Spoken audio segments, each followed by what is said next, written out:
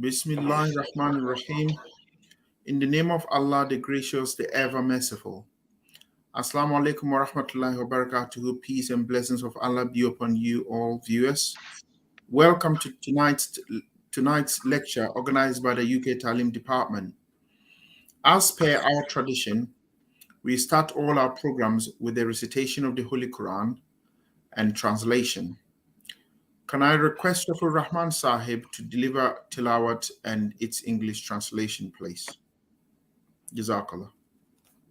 Assalamu alaikum. أعوذ بالله من الشيطان الرجيم بسم الله الرحمن الرحيم وعد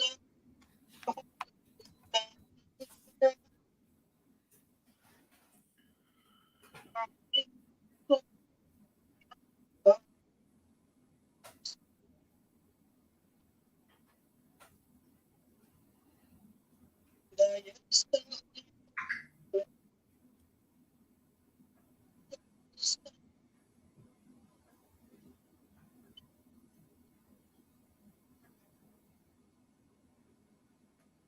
وليمكنن لهم دينهم الذي ارتدى لهم وليبدلنهم من بعد خوفهم أمنا يعبدونني لا يشركون بي شيئا ومن كفر بعد ذلك فأولئك هم الفاسقون. I've just recited verse number 56 of chapter 24, Surah Al-Mulk, and the English translation of these verses. I seek refuge with Allah from Satan the accursed. In the name of Allah, the gracious and merciful. Allah has promised to those among you who believe and do good works that He will surely make them successors in God, as He made successors from among those who were before them, and that He will surely establish for them the religion which He has chosen for them, and that He will surely give them in exchange security and peace after their fear. They will worship me, and they will not associate anything with me. And whose is ungrateful after that, they will be the rebellious. Jazakallah, Zafar Rahman Sahib, may Allah bless you for your time and obviously honoring us with recitation of the Holy Quran. Tonight, we have the pleasure of being joined by Qadhi Ahmad Zafar Bhatti Sahib. Mr. Bhatti Sahib is serving as the current Sadr of Leamington Spa. And as always, there will be an opportunity for you to ask questions towards the end. And I would relate these questions on your behalf when the time comes. Please type your questions into the live chat and kindly make them relevant to tonight's topic. It gives me great pleasure to hand over to Mr. Bhatti Sahib to deliver the lecture on Musleh Maud under the wings of the Khalifa. Mr. Bhatti Sahib, Jazakallah. Assalamu alaikum wa rahmatullah.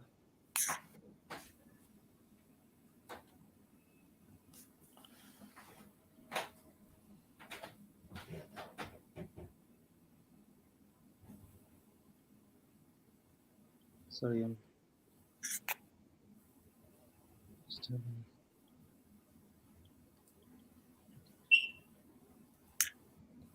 Sorry about that. Just a technical difficulty.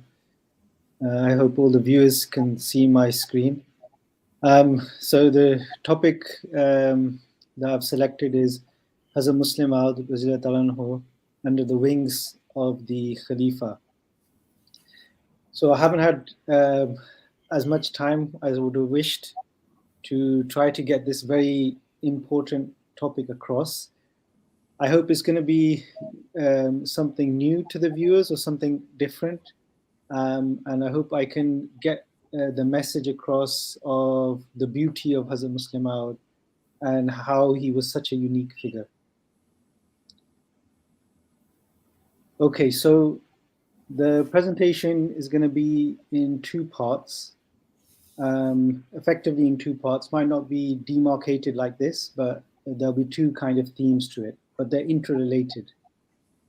So one will be an objection, which is nowadays being raised among scholarly circles, not scholarly circles, I wouldn't say, in literary circles and social media, that the institution of Khilafat somehow evolved during the era of Hazrat Musleh Maud, so that it became the institution we know it today, where we are devoted to Hazur, we are completely obedient to Khalifat al-Masih.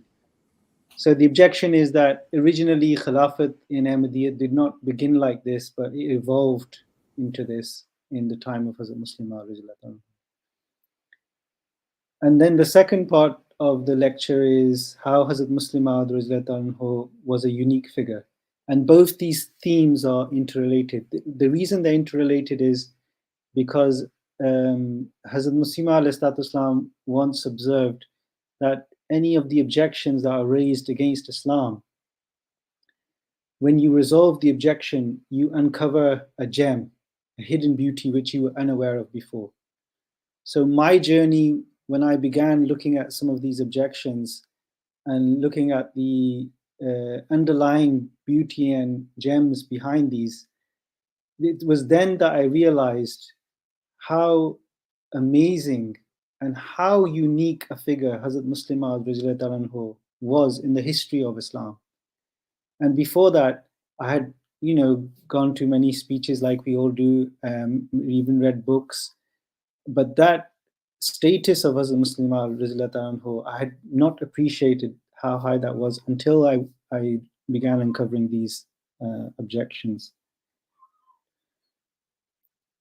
So as I began, there is a real threat to Khilafat. There always is to the institutions of God.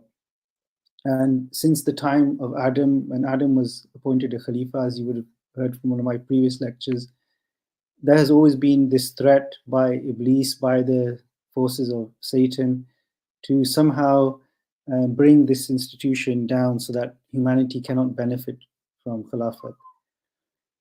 And nowadays, the objection is kind of, it's almost funny. I've put hilarious here on the slide. I'm hoping you can all see the slide. If you can't, you should put it in the comment and we can fix it. The objection is hilarious. The reason it is because the objectors, what they object is that it's fine. We accept that there should be a Khalifa. In Ahmadiyyat, there should be a Khalifa. You guys, you should have a Khalifa. But we object that your definition of the status of that Khalifa is not correct. It's not Islamic, or you give him too much obedience or too much respect or too much love. And the reason that's a really funny and hilarious objection is because we're the ones who believe in Khilafat. You're the ones who object, don't even believe in Khilafat. So when you don't even believe in Khilafat, who are you to try and tell us what authority the Khalifa should have? So what then can be behind this objection? From what I've analyzed, and there are some very clear indications of this depending on which books you read, there's a fear of the institution. And the fear of the institution is born from the fact, obviously these are worldly people, so they probably do not even believe in God, or if they believe in a God, they don't believe in an active God. So they're irreligious. So they see someone who has authority, they see someone whom we would follow to the ends of the earth, who we would do anything for. And so they see that as someone who has a kind of ultimate power. And then they fear it. because they are worldly people and they don't understand that this is a spiritual institution, and 100 years of Khilafat proves that the Khalifa is nothing more than a mother and father to humanity, full of love and a man of peace. But because they are worldly, they fear that. And so out of their fear, they try to create doubts in our minds, in the minds of Ahmadis, to redefine what Khilafat is, so that we can have Khilafat, but it's redefined. And its strength is weakened. So one of the ways that they do this is, and for some reason, you'll notice after Hazrat Musleh Maud in the Jamaat personalities, Hazrat Musleh Maud is the one who has the most objections. So one angle of objection is that somehow one would be that it's actually Hazrat Musleh Maud established Khilafat in the Jamaat, in essence. So that's one. The second is that in Hazrat Musleh Maud's time, Anhu's time, this institution evolved in importance. It began as some kind of Sufistic Khilafat, and then it evolved into the Khilafat or institution that we know today. And that institution is one of unconditional obedience and devotion. So let's look at this. So Hazrat Musleh Maud, did Hazrat Musleh Maud establish Khilafat? Now, this I think is a mistake that MDs make as well. There's a kind of misunderstanding that at the time of Hazrat Musleh Maud, the Jamaat split into, we had the Lahori Filka, who we call Lahori Filka Anjuman Ishaq Lahore. They split from the Jamaat and they did not choose the path of having a Khalifa, and we had Khilafat. So even some Ahmadis, they will make the mistake that they will think that this was due to Hazrat Musleh Maud then established Khilafat. Okay. Now, there's a couple of things to understand. Firstly is the theological point of view, right? So I won't go into too much detail because everyone is aware of this, that we believe Allah establishes Khilafat. Khilafat is based on the teachings of the Holy Quran, the Hadith, and the teachings of the promised Messiah. Okay, so this all of us know. But then obviously there's a practical implementation of that. So the mistake being made is that somehow the practical implementation of Khilafat and the definition of what a Khalifa is was by Hazrat Musleh Maud, and the role of Hazrat Maulvi Nuruddin is forgotten. Now, as in the beginning of Islam, it is the first Khalifa, Hazrat Abu Bakr and Hazrat Maulvi Nuruddin in Ahmadiyyat, who established, through whom Khilafat was established, and the importance and status of Khilafat was established. Now, this is key to understand. Why is this key to understand? Because if we say, yes, it was Hazrat Musleh Maud, then the objectors will say, see, we said that in his time Khilafat evolved. And it also means that what? The companions of the promised Messiah, or Hazrat Maulvi Nuruddin, he did not understand what Khilafat was. So I will just demonstrate this and by way of analogy. So we have Hazrat Abu Bakr, who's the first Khalifa after the Holy Prophet. When he became the Khalifa, he demonstrated the authority due to Khilafat and the devotion that is due to Khilafat. And this is very apparent in the khutbah Hazur has been delivering in the last couple of weeks. So first of all, we come to devotion. So an objection raised against the Jamaat is that we are completely devoted to Khilafat, and this devotion is, something that should be to a prophet, but not to the Khalifa. Somehow the Khalifa commands less devotion, and we are too much devoted. Now, Hazrat Abu Bakr in his first command establishes the devotion that is due to the Khilafat. What does Hazrat Abu Bakr command? He commands the army. So there's an army. Hazur has been mentioning this, but I guess I can recap in case people haven't heard or don't remember. At the time of the passing away of our beloved Master, the Holy Prophet sallallahu alaihi wasallam, the Holy Prophet assigned an army under the leadership of Hazrat Usama bin Zaid to in a defensive battle against the Romans in the north of Arabia. Now, one of the last commands of the Holy Prophet was for Hazrat Usama to march out with the army.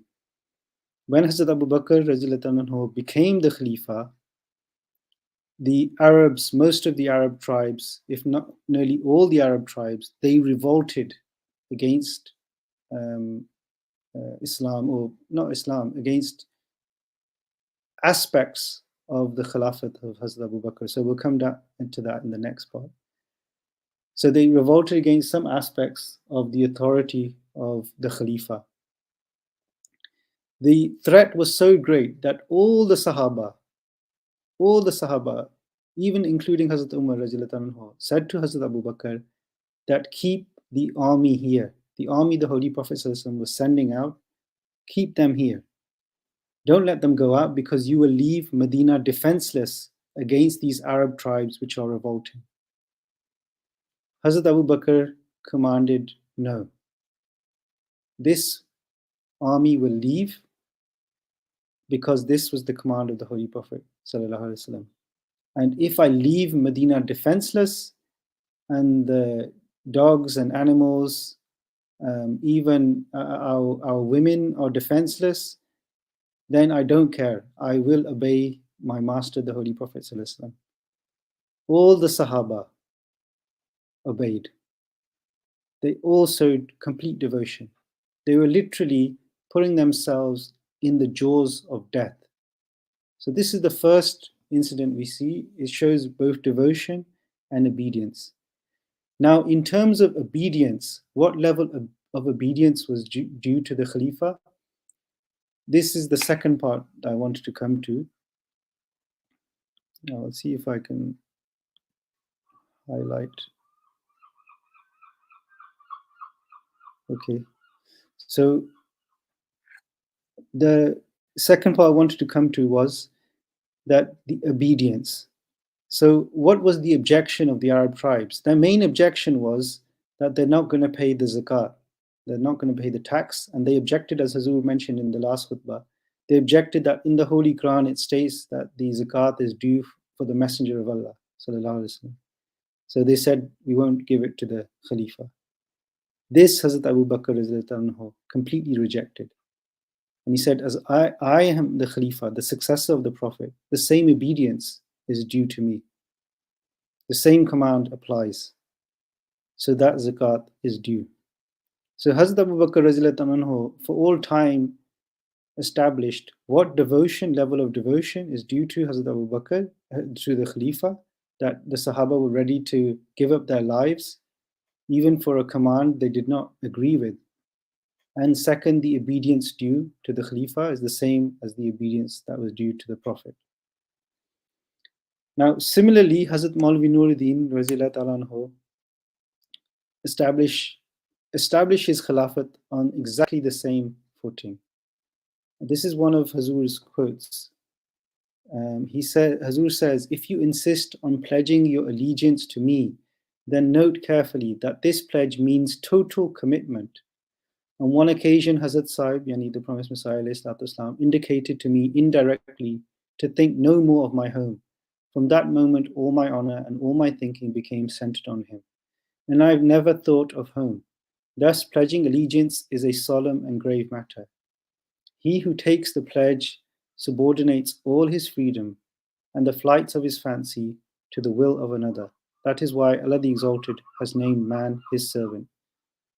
So Hazrat Maulvi Nuruddin, and there's, most of you will know the incidents during his time when the institution of Khilafat was challenged, and he brought all the Jamaat leading figures onto a meeting on the roof of the mosque, Masjid al-Aqsa. He refused to stand on that part built by those who had objections to the status of the Khalifa, and he defined at that time what the status of the Khalifa was. And just to summarize that, Hazur says here, total commitment, all his freedom and the flights of his fancy to the will of another. So those who say that somehow Khilafat evolved in the time of Hazrat Musleh Maud, where can it evolve to from here? If you have total commitment to someone, if you subordinate all our freedom, so you think about what we're doing, subordinating all our freedom, even the flights of fancy, what that means is even our thoughts, our thought processes to the will of another, uske baad kya rehta hai? Just switch to Urdu there, but after that what is left to evolve into? What obedience or what devotion can come after this? Now, we're now going to come to the, so hold this thought. So Khilafat is there, it's established. But Hazrat Musleh Maud, we will come on to this, and you will, inshallah, you will understand. The role of Hazrat Musleh Maud in Khilafat, the institution of Khilafat is unique. It's unique in the whole history of Islam, and we will cover that in a minute. So as I said, in every objection that they raise, there's a gem of beauty. So some of the other objections they raise when they say that there's this evolution of obedience during the Jamaat, the 52 years of Jamaat under Hazrat Musleh Maud, they say waqf-e-zindagi. So we'll go into that in a minute. They say waqf-e-zindagi was an institution by Hazrat Musleh Maud to increase religious subjectivity.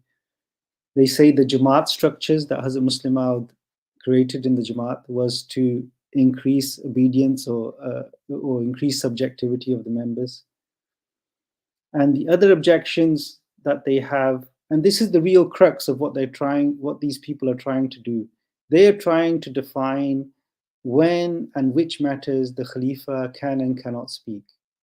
And in particular, their bugbear or their main thing is, we don't want the Khalifa to speak on any political matters. He's not a political leader, so he cannot speak on anything.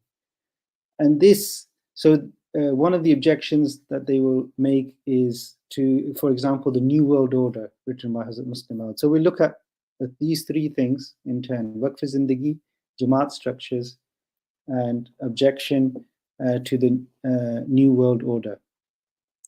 Now, it's very important to understand here, just from the outset, the Khalifa, we know he is not political. He's not a political head or political power, neither does the Khalifa of Ahmadiyyat seek any political power.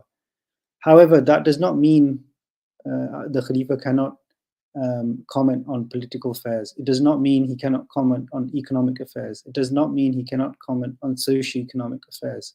Religion covers every aspect of a human being's life because it is the complete guide to how a human being should conduct himself. So a Khalifa will comment on every aspect, and this should be without any fear or without any hesitation.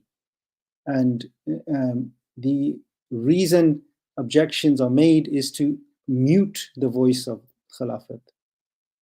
So to reduce, again, as I said, what they perceive as the power of the Khalifa. So it's important to understand the subtle difference and what the motivations are behind these objections.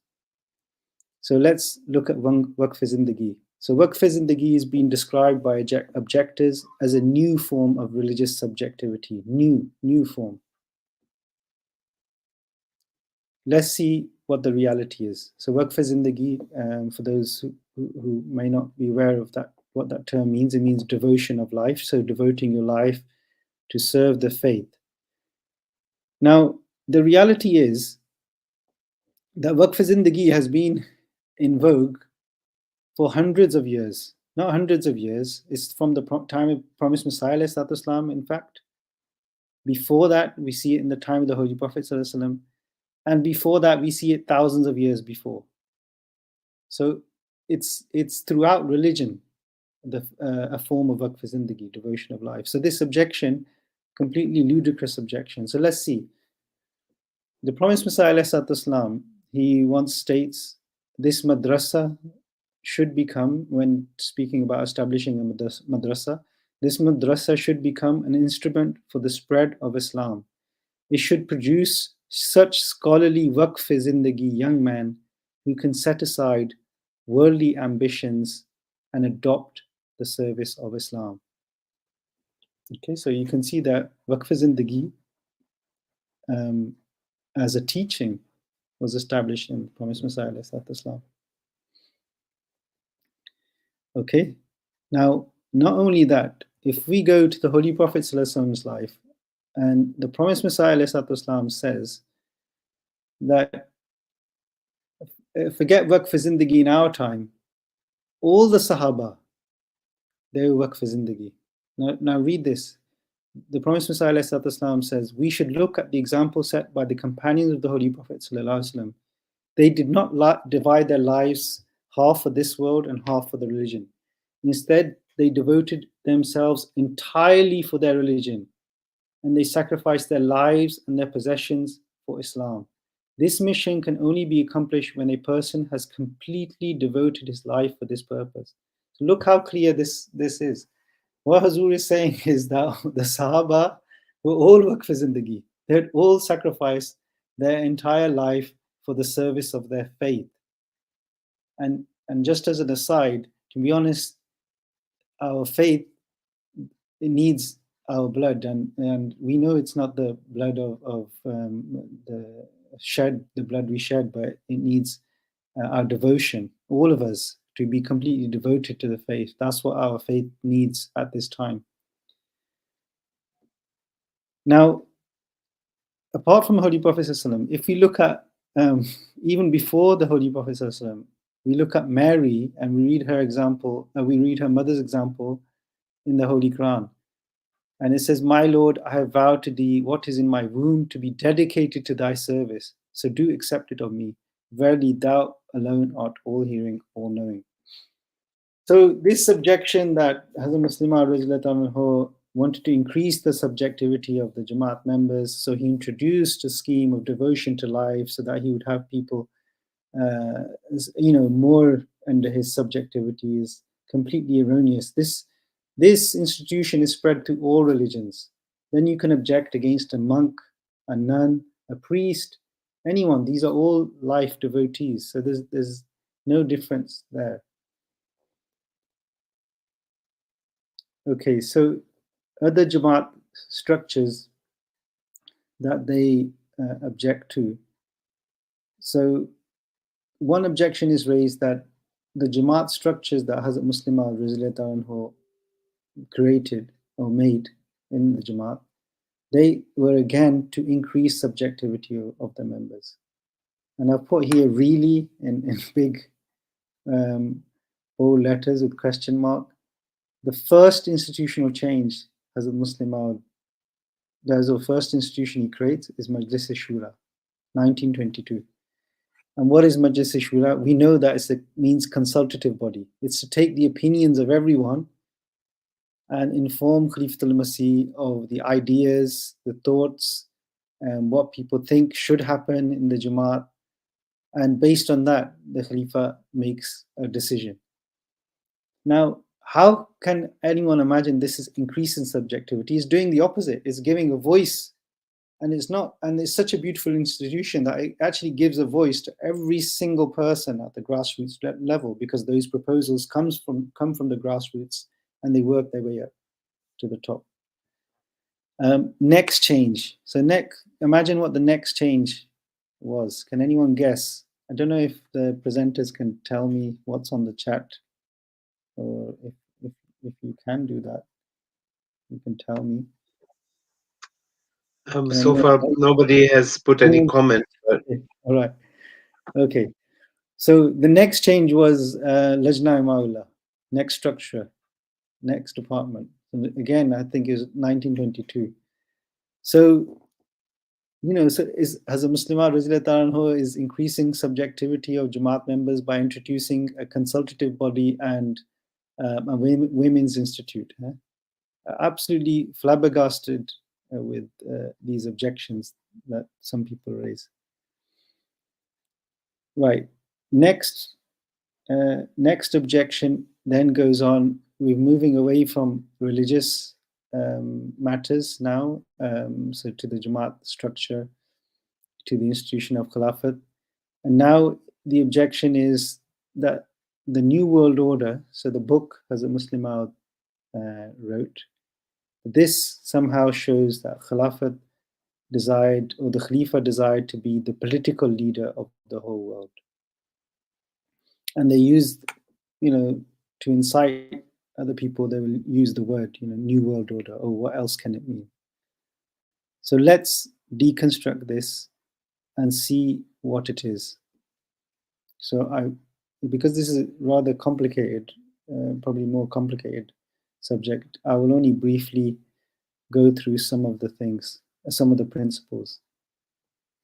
So one of the principles Hazrat Musleh Maud mentions is globalization. And Hazur uses the verse, whatever there is in the earth has been created for all of you. Hazur says Islam, sorry, this is in my word, Islam teaches that the resources of the earth are for the benefit of the entire world and not one particular nation or group of people. As such, the exploitation or resources of a nation or its labor is completely unjustified according to the Holy Quran.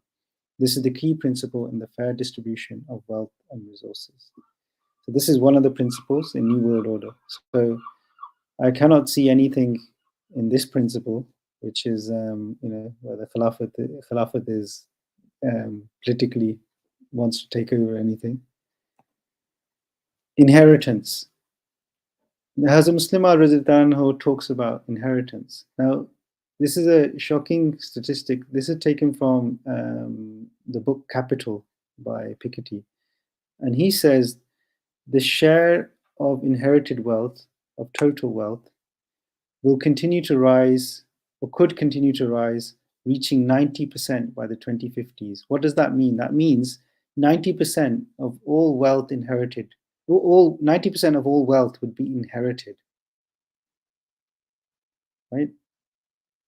So in such an instance, one can see that despite our best efforts, an individual in society would only have access to 10% of the wealth of the nation. So no matter how hard you try, the access that you have to the wealth would be 10%, because there'd be a privileged section of society who already have access to 90% purely because of their birth. Now, with regards to this, Hazrat Musleh Maud presents the system of wasiyat, of the will in the Holy Quran, and how the Holy Quran distributes the will to so many different heirs. And by increasing the number of heirs, you're diluting that wealth so that it's not just restricted to a small pool of hands. So this is one of the principles Hazrat Musleh Maud presents in this book, The New World Order. So again, I can't see anything here which is political, from a Khalifa taking any political control. Then obviously we see the prohibition of interest and the circulation of capital. So you will all be aware of the system of zakat of 2.5%, which is used exclusively towards the relief of poverty and the raising of the standard of living of the poor. So I don't want to go into too much detail of what interest is and the dangers of interest and the zakat. That's a whole and other discussion. But Hazrat Musleh Maud applies this again as part of Islam's economic system and part of the New World Order. Then we come to wasiyat. Now, this is something interesting. So wasiyat obviously is a teaching of Hazrat Musleh Maud, but the way Hazrat Musleh Maud applies it is really astonishing, and it really shows his genius. Hazrat Musleh Maud here is solving a massive problem which is plaguing the world today. In fact, we're seeing it maybe in action today in the current world climate. Now, I've just given, so wasiyat, what is wasiyat? So wasiyat is a voluntary donation. So what the difference, so zakat is 2.5% of your, effectively your wealth, or wealth which is not doing anything, okay? It's compulsory tax. Wasiyat is not. Wasiyat is voluntary. It's between 10 and 33%. Now, these are don't quote these figures, right? So just for illustrative purposes, back of the envelope calculation, I once did the calculation and I found that to feed all of sub-Saharan Africa would take $80 billion, to provide them water and sanitation, 68 billion, provide education, 26 billion, and healthcare, $66 billion, about $240 billion annually.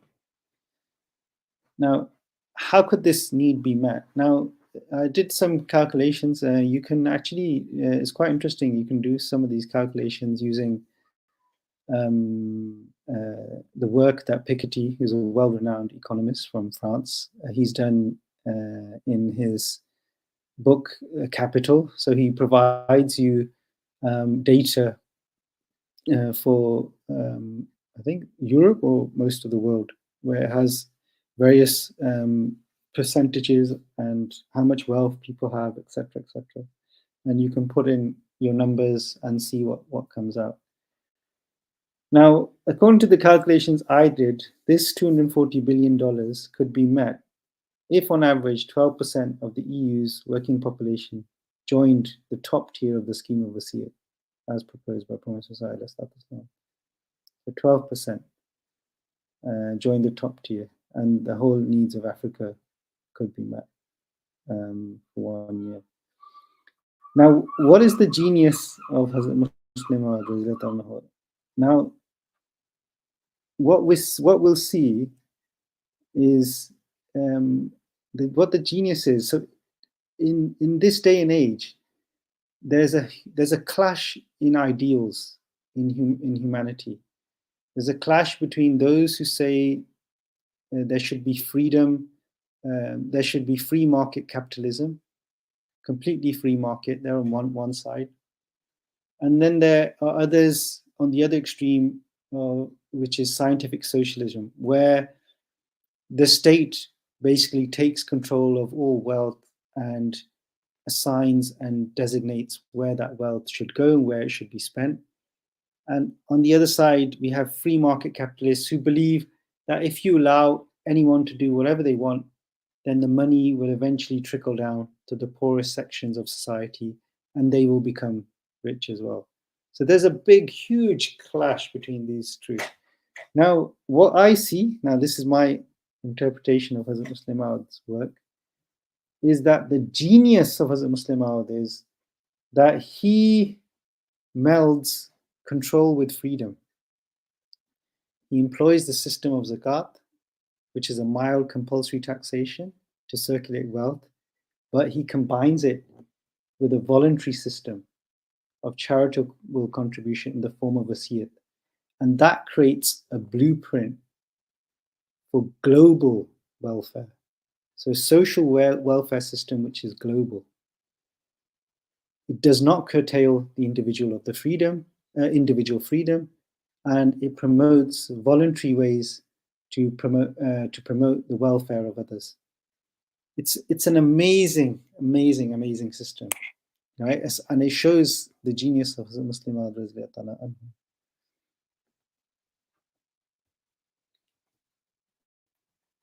Now, I said in the beginning, Hazrat Musleh Maud radhiyallahu anhu was a unique historical figure in Islam. You can see that the institutions that Hazrat Musleh Maud introduced very similar to Hazrat Umar radhiyallahu anhu. And we've talked about Khilafat, we've talked about Waqf Zindagi, we've talked about the structures of the Jamaat, we've talked about economic order, global order, that Hazrat Musleh Maud radhiyallahu anhu presents. And all these were based on objections that people have raised, but within them, as I said, there are gems of beauty. Now, to understand this, to understand Hazrat Musleh Maud properly, have to understand that following the passing away of a prophet, the successors of the prophet, the Khalifas, they give structure to the legacy of the prophet. For example, we see that it was Hazrat Abu Bakr who collated the Quran into book form, Then we see that it was the second Khalifa of Islam, Hazrat Umar radiallahu anhu, who made a number of institutional changes, such as forming an electoral body to elect the Khalifa, forming a consultative body, council, Majlis Shura, establishing a treasury, laying the foundations for the judicial system, the military tax, education, policing, and financial departments.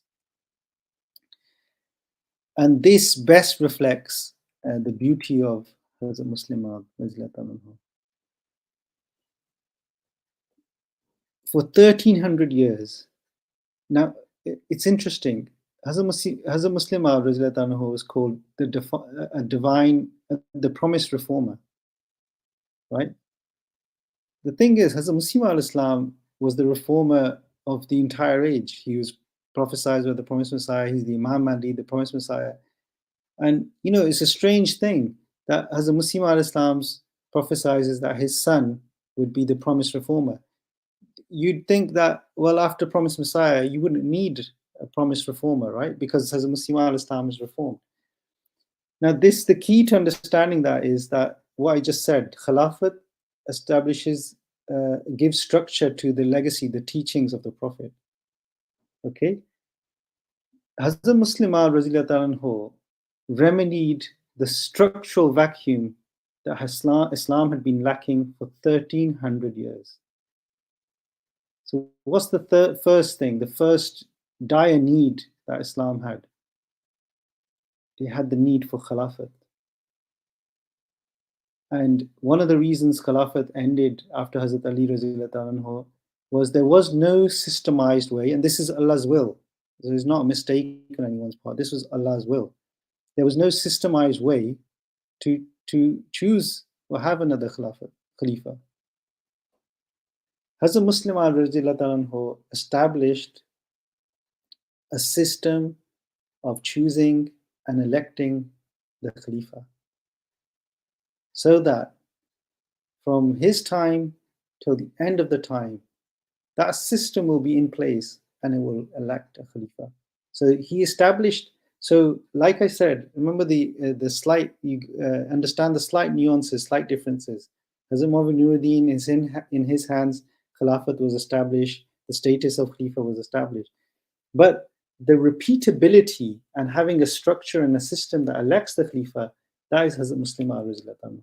So he establishes that repeatable leadership structure in Islam that he didn't have for 1300 years.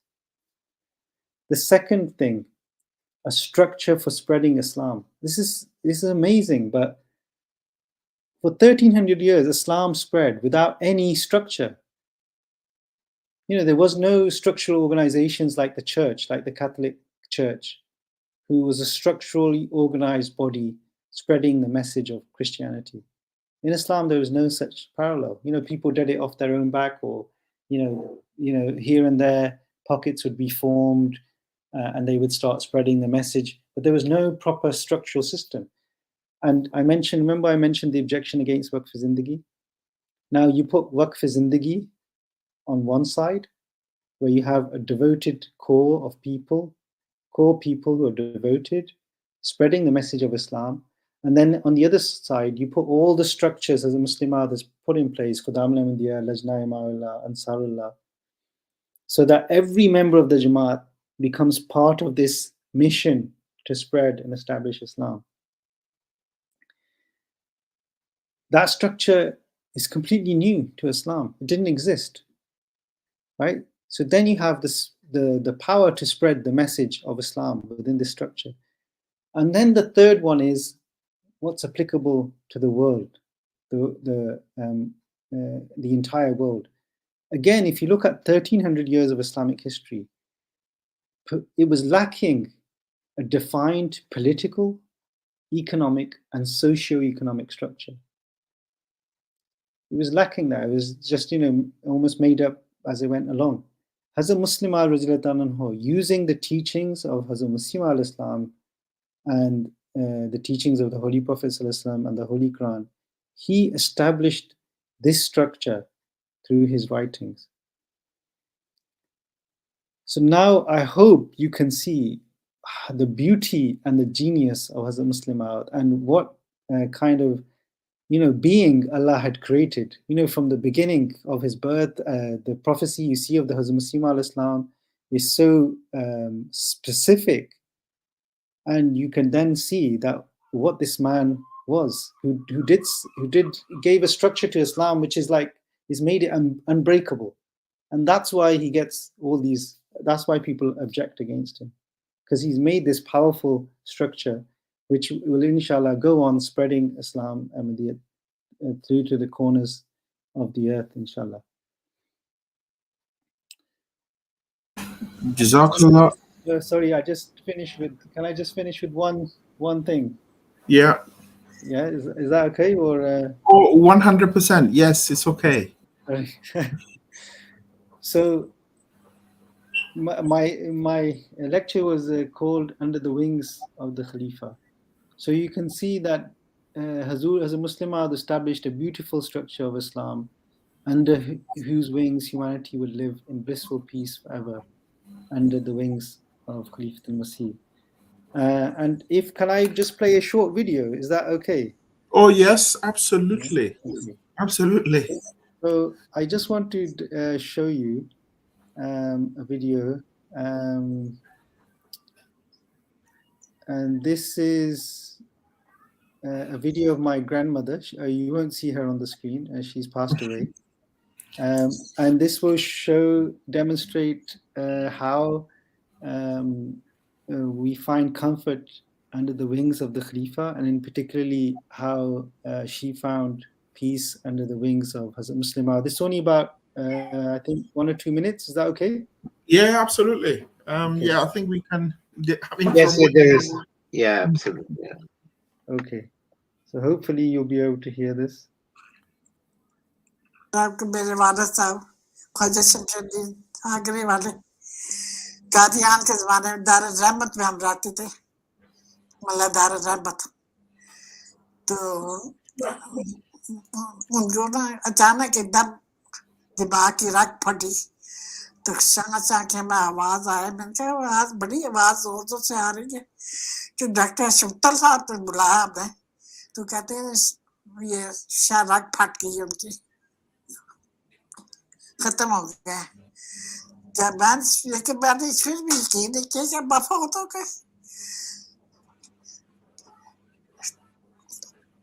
मैं फिर जब जनाजा लेकर पीठी पर जाने लगे तो मैं बाकी हजूर के पास चली गई। उस हजूर हजरत अम्मा जान के शहर में क्या रहे थे।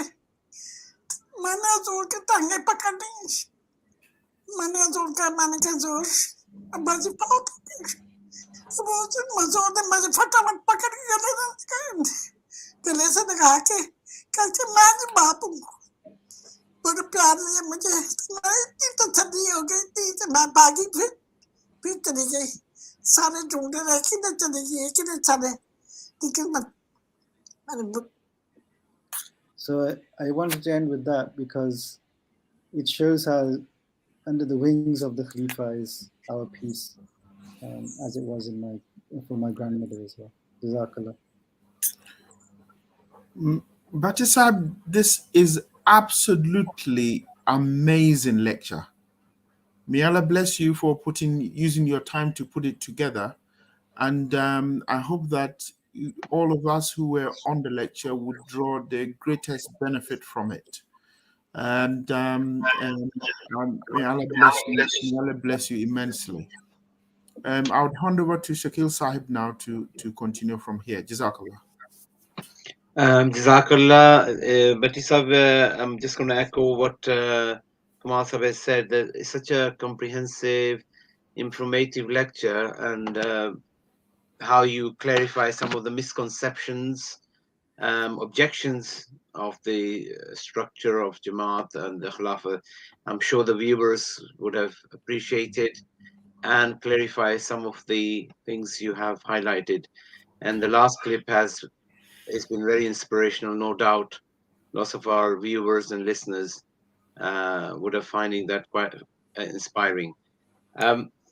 There's a lot of comments in terms of how viewers have found the lecture quite informative and praising on that. There are no specific question. I guess you have covered everything in a detail, but if they have any questions in future, obviously they can type in and we will pass it on to that. So I would like at this stage, our viewers, thank you, our viewers, for watching the program. Please continue to watch this program. As usual, our programs are for the lectures take place. The Urdu one on Monday, the English one is on Tuesdays, and time adjustments happened because of the Ramadan coming on soon, so it might be slight adjustment on the times. But at the moment, the timings are same as this week. The other thing is, if you have any suggestions, please do not hesitate to email Talim online. You will see that on the screen at the bottom, talimonline@ahmadiyyauk.org. Any of the comments or suggestions, please feel free to email us. At this stage, I would like our guest speaker to lead us on this in a silent prayer, please. But Isab, if you can do the silent, lead us in the silent prayer, please. أعوذ بالله من الشيطان الرجيم بسم الله الرحمن الرحيم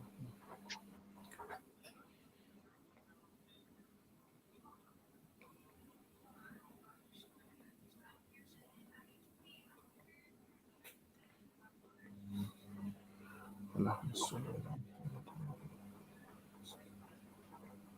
على Ameen. آمين Jazakallah. Assalamu alaikum wa rahmatullah. وعليكم السلام ورحمة الله وبركاته